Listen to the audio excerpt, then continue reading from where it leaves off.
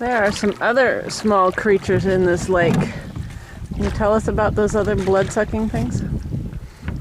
Oh, the blood-sucking things, well, we decided to go swimming here, which was so much nicer than Yola because they had this big, kind of like a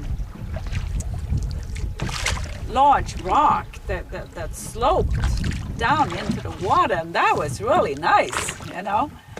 But then it had those blood-sucking things. Leeches. What were they? Leeches? Yeah, they're leeches, you're right. And so we'd always have to watch out so we didn't get those on us. If we could get out a little bit away from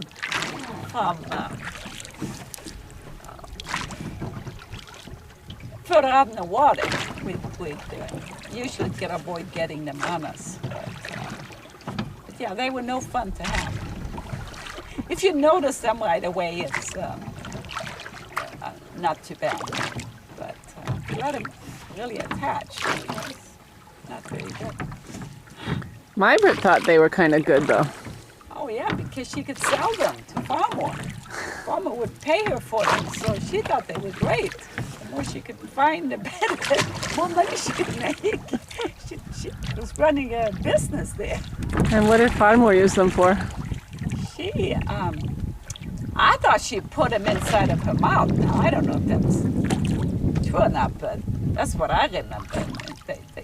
They drained the blood out of her. Now, why that was good, I don't know. It's like the bloodletting, I guess, that doctors used to do years ago, and that was supposed to be good. And I don't know, it doesn't sound so good to me. I wouldn't want to do it. But Mabel, she was good with business. She always found out how she could make money. She would sell, of course we'd all sell berries and stuff, but she did quite well. She bought, was it mushrooms she bought from you and Birgitta once? Absolutely. She said, if you let me have the mushrooms you pick, kantarelle and mörkle, then I'll give you 10 ören for that. So we let her have it for the 10 ören, and then she went and sold it. That's pretty good. So how'd you feel about that when she went and sold her? Made money off of that? I think we felt that she didn't really pay us that much.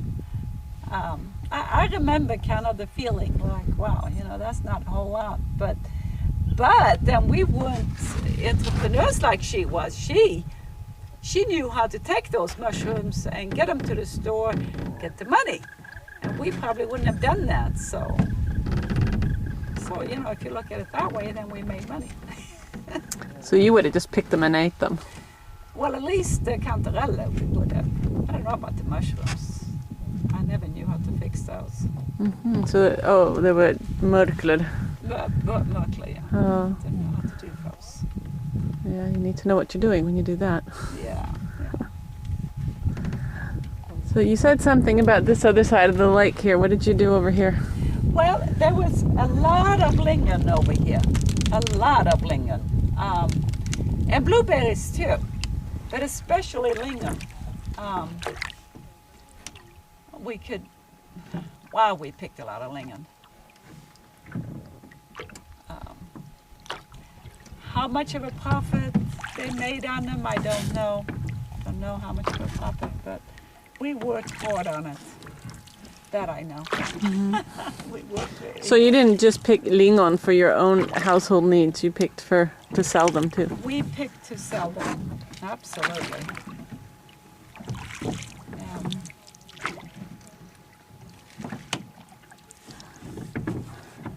Is that where you get your Christmas trees?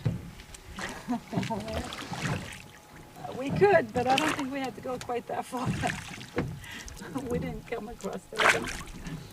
Those are younger.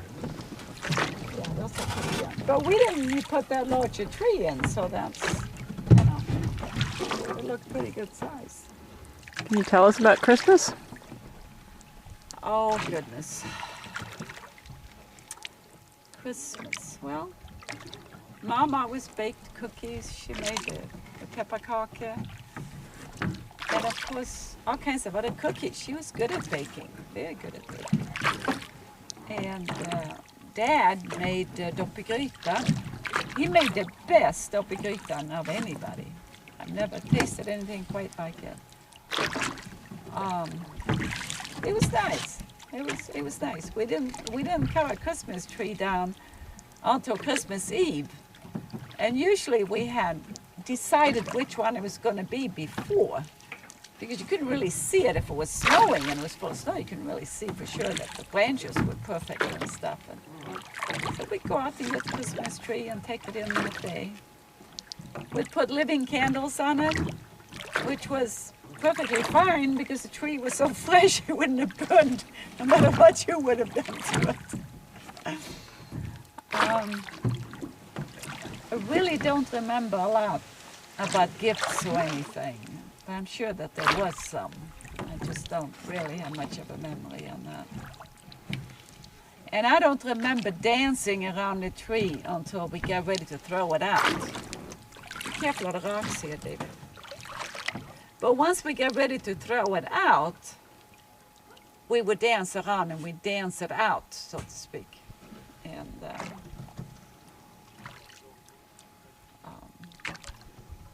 yeah, there was some good times. I think things kind of changed after Mom died. It just was not the person to kind of tie things together. It was more difficult. And then Dad, of course, was sick. I mean, he wasn't feeling well. So with him not feeling well and Mom gone and so many little ones, it wasn't an easy. It was not an easy time, that's for sure. I especially remember having to go out to milk the cows, and in the wintertime, when you come down to the barn and open that door, the stench from that barn being closed up all night, it's just totally overwhelming.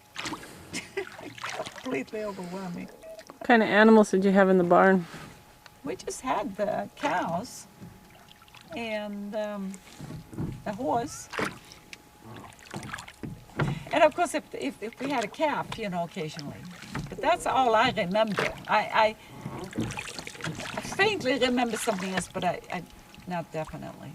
I think they had more animals earlier on than they did when I was younger. You didn't have pigs? I don't remember the pigs. Because they stink. I faintly remember them, but not definitely. I don't definitely remember. I kind of remember that we had a pail where we put the stuff for the pigs. The scraps and stuff. But I don't remember the pigs. That was a rock. That was a rock. Yes, it's full of rocks out here. You got to be careful.